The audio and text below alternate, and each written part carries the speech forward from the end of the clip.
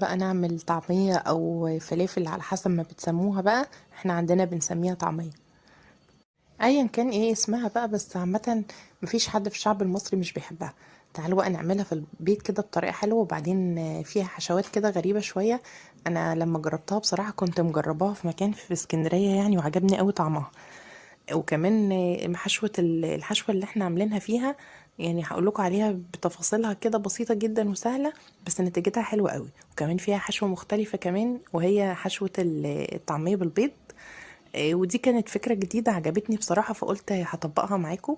وان شاء الله هتعجبكم، فكرة حلوة قوي ولذيذة. وكمان بقى يعني عايزة اقول لكم ان هي ايه، بتبقى ميكس كده بين الطعمية والبيض، بتبقى حلوة قوي. ان شاء الله هتجربوها وهتعجبكم. وكمان هقول لكم على العجينة ازاي تطلعوها هشة كده زي ما بنشتريها من بره.